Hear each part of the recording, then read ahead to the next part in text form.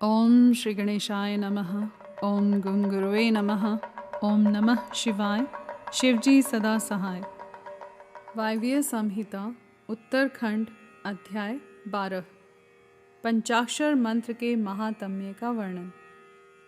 श्री कृष्ण बोले, सर्वज्ञ महर्षि प्रवर, आप संपूर्ण ज्ञान के महासागर हैं।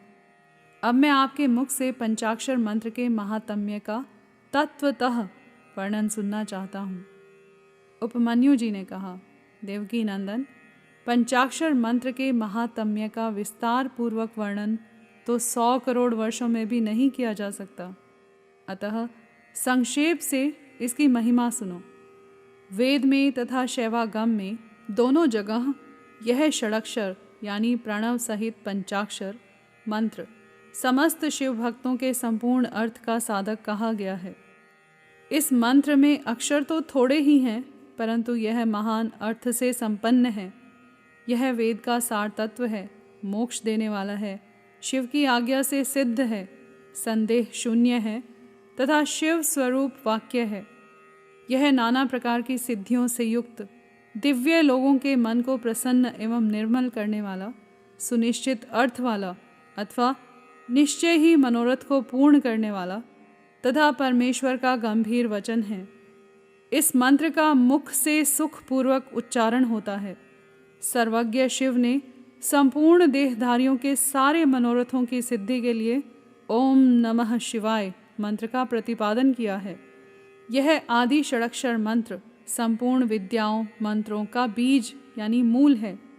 जैसे वट के बीज में महान वृक्ष छिपा हुआ है, उसी प्रकार अत्यंत सूक्ष्म होने पर भी इस मंत्र को महान अर्थ से परिपूर्ण समझना चाहिए।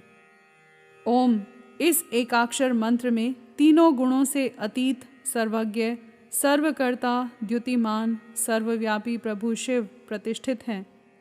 ईशान आदि जो सूक्ष्म एकाक्षर रूप ब्रह्म है, वे सब नमः शिवाय इस मंत्र में क्रमशः स्थित हैं।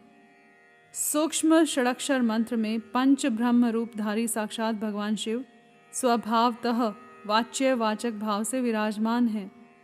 अप्रमेय होने के कारण शिव वाच्य हैं और मंत्र उनका वाचक माना गया है। शिव और मंत्र का यह वाच्य वाचक भाव अनादिकाल से चला आ रहा है। जैसे यह घोर संसार सागर अनादिकाल से प्रवृत्त है, उसी प्रकार संसार से छुड़ाने वाले भगवान शिव भी अनादिकाल से ही नित्य विराजमान हैं। जैसे औषध रोगों का स्वभावतः शत्रु है, उसी प्रकार भगवान शिव संसार दोषों के स्वाभाविक शत्रु माने गए हैं। यदि ये भगवान विश्वनाथ न होते तो यह जगत अंधकारमय हो जाता, क्योंकि प्रकृति जड़ है और जीवात्मा अज्ञानी, अतः इन्हें प्रकाश देने वाले परमात्मा ही हैं। प्रकृति से लेकर परमाणु पर्यंत जो कुछ भी जड़ रूप तत्व है, वह किसी बुद्धिमान कारण के बिना स्वयं कर्ता नहीं देखा गया है। जीवों के लिए धर्म करने और अधर्म से बचने का उपदेश दिया जाता है। उनके बंधन और मोक्ष भी देखे जाते हैं। अतः विचार करने से सर्वज्ञ परमात्मा शिव के बिना प्राणियों के आदि सर्ग की सिद्धि नहीं होती। जैसे रोगी वैद्य के बिना सुख से रहित हो क्लेश उठाते हैं, उसी प्रकार सर्वज्ञ शिव का आश्रय न लेने से संसारी जीव नाना प्रकार के क्लेश भोगते हैं। अतः यह सिद्ध हुआ कि जीवों का संसार सागर से उद्धार करने वाले स्वामी अनादि सर्वज्ञ परिपूर्ण सदाशिव विद्यमान हैं। वे प्रभु आदि मध्य और अंत से रहित हैं, स्वभाव से ही निर्मल हैं तथा सर्वज्ञ एवं परिपूर्ण हैं। उन्हें शिव नाम से जानना चाहिए। शिवागम में उनके स्वरूप का विशद रूप से वर्णन है। यह पंचाक्षर मंत्र उनका अभिधान यानी वाचक है और वे शिव अभिधेय यानी वाच्य हैं। अभिधान और अभिधेय वाचक और वाच्य रूप होने के कारण परम शिव स्वरूप यह मंत्र सिद्ध माना गया है। ओम नमः शिवाय यह जो षडक्षर शिव वाक्य है, इतना ही शिव ज्ञान है और इतना ही परम पद है। यह शिव का विधि वाक्य है, अर्थवाद नहीं है। यह उन्हीं शिव का स्वरूप है जो सर्वज्ञ परिपूर्ण और स्वभावतः निर्मल हैं। जो समस्त लोगों पर अनुग्रह करने वाले हैं, वे भगवान शिव झूठी बात कैसे कह सकते हैं।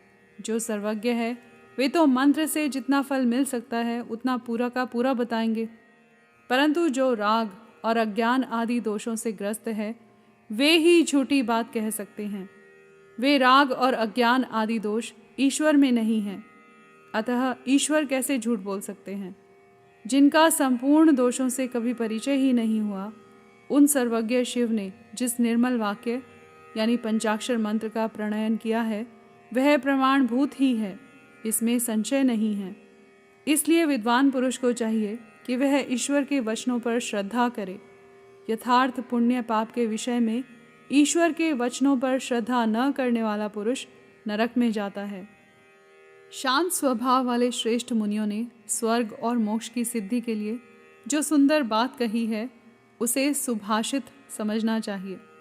जो वाक्य राग, द्वेष, असत्य, काम, क्रोध और तृष्णा का अनुसरण करने वाला हो, वह नरक का हेतु होने के कारण दुर्भाषित कहलाता है।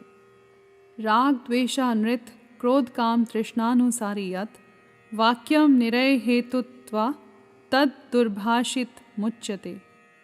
अविद्या एवं राग से युक्त वाक्य जन्म मरण रूप संसार क्लेश की प्राप्ति में कारण होता है, अतः वह कोमल, ललित अथवा संस्कृत यानी संस्कार युक्त हो तो भी उससे क्या लाभ।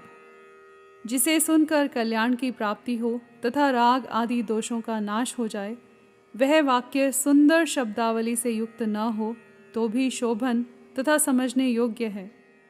मंत्रों की संख्या बहुत होने पर भी जिस विमल षडक्षर मंत्र का निर्माण सर्वज्ञ शिव ने किया है, उसके समान कहीं कोई दूसरा मंत्र नहीं है।